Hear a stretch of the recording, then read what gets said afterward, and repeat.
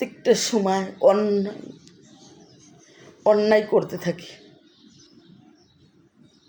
প্রত্যেকটা সময় আমরা কারো কাছে না কারো কাছে অন্যায় করে থাকি। এই পৃথিবীটা তো ছাইরে দামো, তাই অনেকে মনে পড়ে আমি জানতে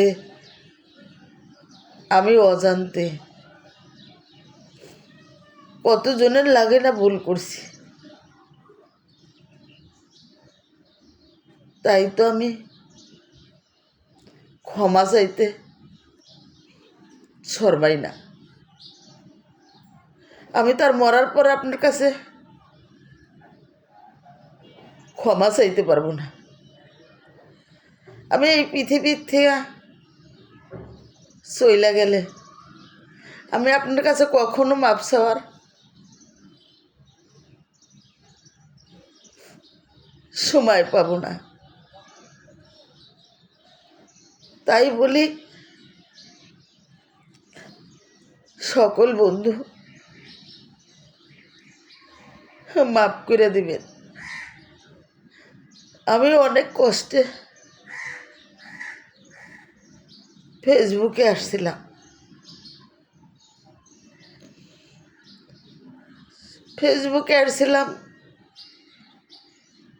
কিছু বেঈমান মানুষের আঘাতে। আমি টাকার লিগা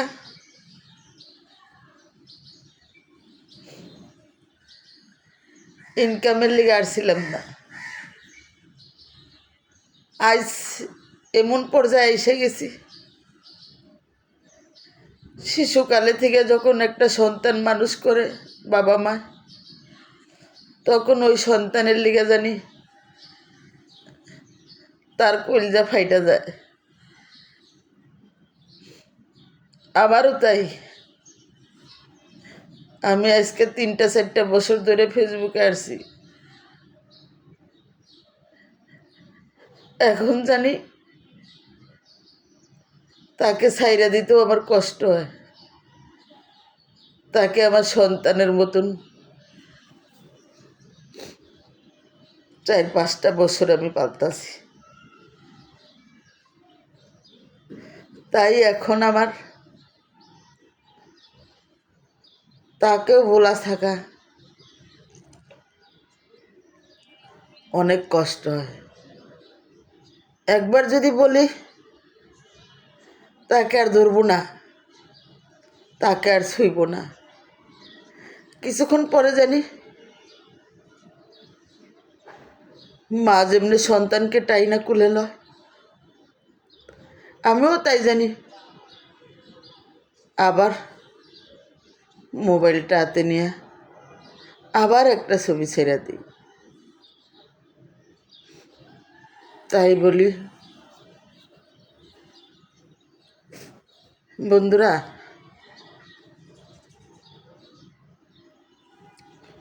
সুপিয়া ভালোবাসার কাঙ্গাল। তাই হয়তো তোমাকে ভালোবাসা পাইয়া এই পর্যন্ত আসছি। এই ভাঙ্গা খাঁচাটা আপনারাই জোড়া লাগাইছিলেন, কিন্তু বিধাতার নিয়ম তো, যেতই আপনারা ভালো রাখার চেষ্টা করেন, ওষুধ দেওয়ার মালিক তো সেই, নেওয়ার মালিকও সেই। ভালো থাকবেন, সুস্থ থাকবেন, আমার জন্য দোয়া করবেন।